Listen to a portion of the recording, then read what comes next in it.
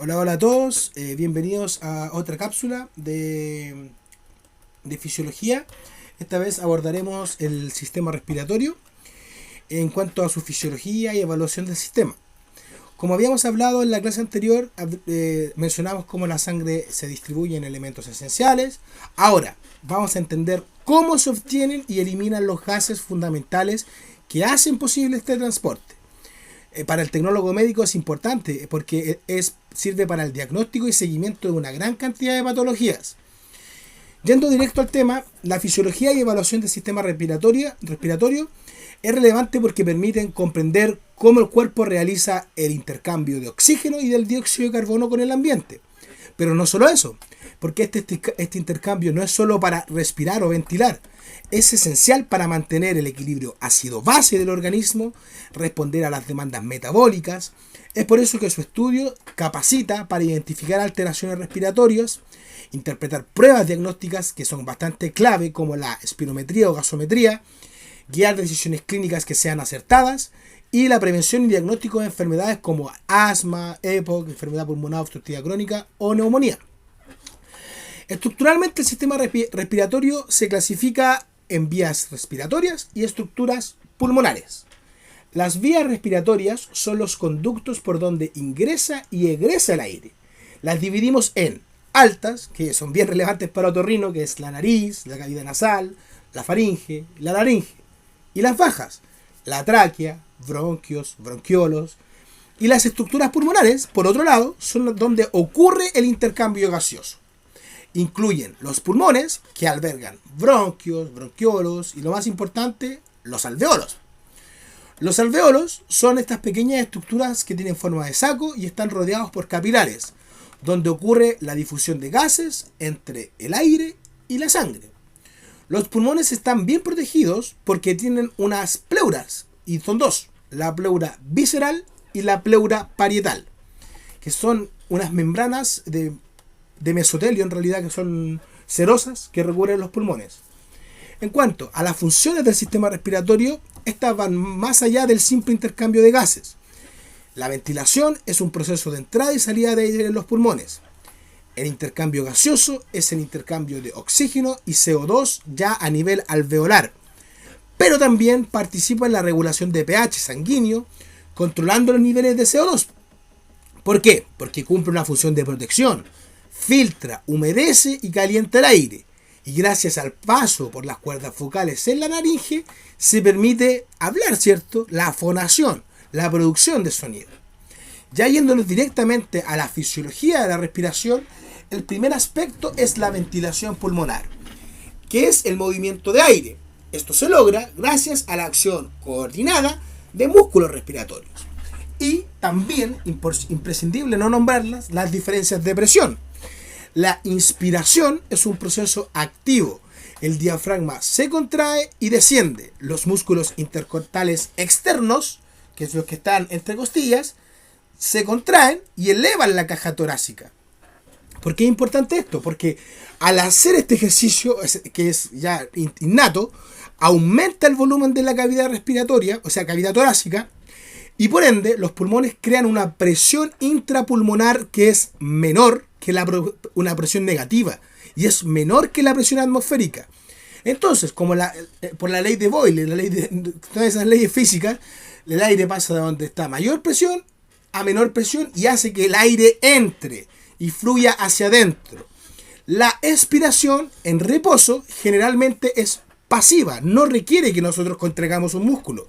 Los músculos respiratorios se relajan y el volumen torácico disminuye, de manera que la presión intrapulmonar aumenta por encima de la atmosférica y el aire sale, se produce el fenómeno contrario. Es importante que lo sepan porque siempre el aire, en realidad los gases se van desde donde hay mayor presión a donde hay menor presión.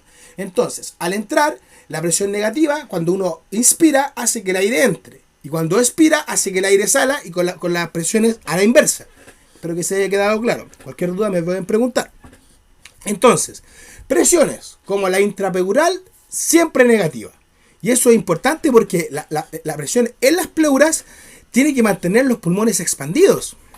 ¿Ok? Que hay un espacio para que el pulmón pueda ensancharse.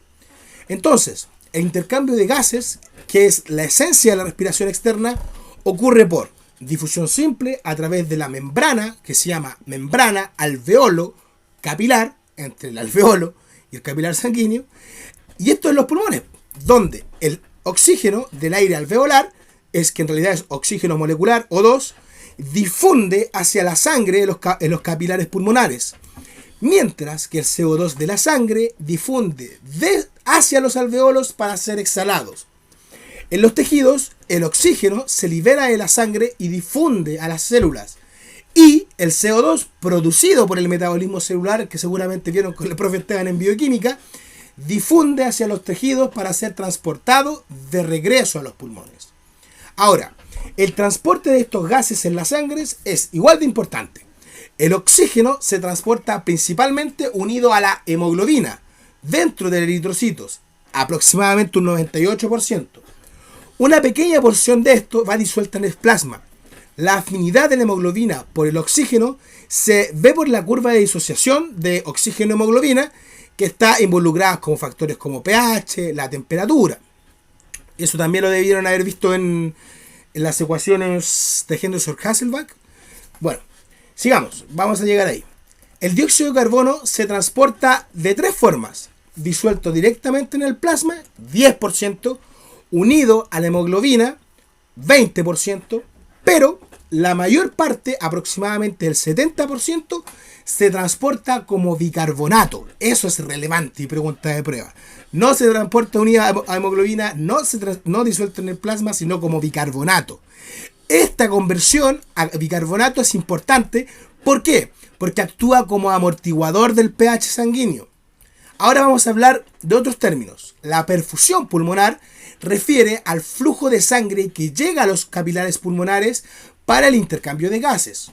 Una buena perfusión es totalmente indispensable para que el oxígeno llegue a la sangre y el CO2 se elimine de forma eficiente. Factores como la posición del cuerpo, la presión arterial pulmonar, enfermedades pulmonares que pueden afectar la perfusión y la relación ventilación-perfusión tiene que ser equilibrada. ¿Para qué? Para un intercambio gaseoso óptimo, ¿cierto? Entonces, la regulación de la respiración también es un proceso sofisticado y bastante, como, digamos así, bien regulado. ¿Por qué? Porque asegura ritmo, profundidad adecuada, está controlado por mecanismos nerviosos, pero también químicos. El control nervioso reside, en primer lugar, en el tronco encefálico.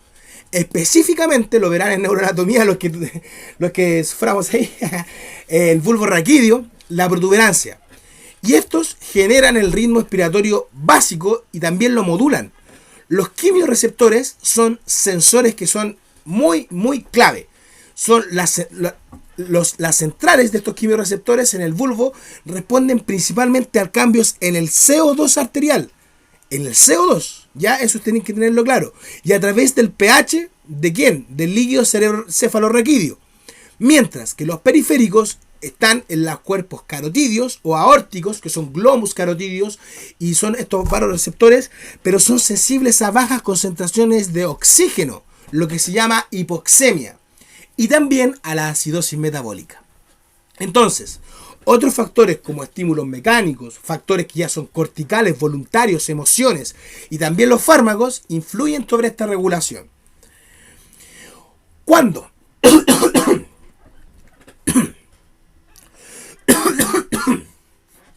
Cuando el sistema respiratorio no funciona correctamente, se producen las alteraciones que obviamente van a impactar la hemostasis. Pueden haber cambios en la frecuencia respiratoria, en la hiperventilación, que tiende a ser rápida y profunda. A menudo, ¿por qué? Por ansiedad o acidosis metabólica. Y esto puede ocasionar el efecto contrario, llevar a una alcalosis respiratoria. Siempre se compensa lo renal con lo respiratorio. Lo veremos en su respectivo video, pero para que tengan una idea. Por exceso de eliminación de CO2 puede llevarse a alcalosis, como estaba hablando, ¿ok? Entonces, la hipoventilación, que es lenta y superficial, por trastornos como el EPOC, que ya nombré que era la enfermedad pulmonar obstructiva crónica, pero también sedantes, esto causa acumulación de CO2 y acidosis respiratoria. O sea, en profundidad también puede alterarse otros factores, como la hipopnea superficial, que decimos así, que la baja capacidad de inspirar, mientras que la hiperpnea, que ya es profunda, a menudo se compensa en esta relación de acidosis-alcalosis y es precisamente la acidosis metabólica. Entonces, las alteraciones en el intercambio de gases son clínicamente relevantes. Hipoxemia, bajo nivel de oxígeno en sangre, causado por enfermedades como enfermedades pulmonares, problemas como de altitud, llevan a fatiga, la gente se confunde, y en casos severos también hay daño orgánico. Por otro lado, la hipercapnia es el exceso de CO2 en la sangre, hipercapnia, generalmente por hipoventilación. Cuando hay poca ventilación, esto hace la sangre ácida y esto se transforma en unas acidosis respiratorias con síntomas que pueden ir, por ejemplo, desde dolor de cabeza hasta somnolencia, igual cuando se agrava puede llegar incluso a un coma. Estas alteraciones que le estoy nombrando llevan a desequilibrios de pH. Ahora vamos a repasar: acidosis respiratoria por acumulación de CO2 con bajo pH y alcalosis respiratoria por eliminación excesiva de CO2 alto pH. Los trastornos del centro respiratorio por daño cerebral o sedantes pueden suprimir o alterar la respiración, como ya lo habíamos visto. Entonces, para evaluar el sistema respiratorio se utilizan herramientas clínicas, como por ejemplo la anamnesis respiratoria. Preguntar si está ahogado, disnea, si tiene tos, si tiene esputo, si está tosiendo, que es lo mismo. El dolor torácico, antecedentes por ejemplo de tabaquismo, exposición ocupacional a pesticidas, a tóxicos. Y también la exploración física, que es ver la inspiración, hay palpación, percusión, auscultación. Eso comúnmente lo hacen los médicos, pero es importante que las pruebas complementarias sean objetivas. La espirometría, por ejemplo, ayuda a evaluar la función pulmonar midiendo volúmenes, flujos de aire, ayudan a diagnosticar patrones que ya sean obstructivos o restrictivos. La oximetría de pulso, que es el oxímetro que se pone en el dedito, que es una forma no invasiva de medir la saturación de oxígeno en sangre. Ya la gasometría arterial, que ya es más crucial, o sea, va a analizar el pH, la presión de CO2, presión de oxígeno, bicarbonato, ya en la sangre arterial, y nos entrega la información para identificar, para clasificar desequilibrios del ácido base, ya sean respiratorios, metabólicos, así como también el grado de oxigenación. Otras cosas, tecnólogo de imagen, radiografías de tórax para ver si hay líquido o una neumonía, una tomografía axial computarizada. Todo eso da información ya acerca de los pulmones y la caja torácica. No es desempeño de nosotros porque todavía no hay imagenología, pero es importante que lo sepan. Las aplicaciones clínicas en este contexto entonces son muchas. Nos permiten comprender enfermedades como asma, broncoconstricción, si hay inflamación, obstrucción y conceptos clave. Neumonía, una infección que causa consolidación pulmonar, comúnmente con secreción. Fibrosis pulmonar, una enfermedad que es restrictiva, o sea, no permite que el pulmón se expanda.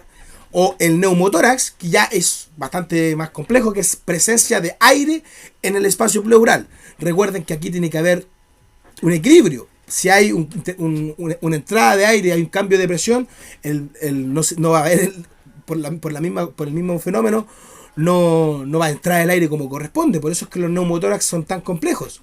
Finalmente, el rol del tecnólogo médico es evaluación del sistema respiratorio. Operan, calibran equipos de espirometría y gasometría, son responsables de la toma y el manejo correcto de muestras, el paso preanalítico, el paso directamente relacionado con el diagnóstico y manejo de los pacientes en estas enfermedades respiratorias.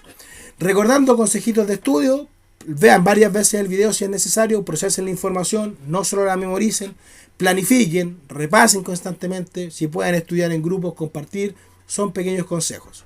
Y siempre, una actitud positiva, porque, si se equivocan, cada error es una oportunidad para aprender y también para mejorar. Sin más, espero que esta pequeña cápsula les haya aclarado algunas dudas. Les envío un gran abrazo y recuerden que estudiar es la mejor forma de vencer al futuro. Nos vemos.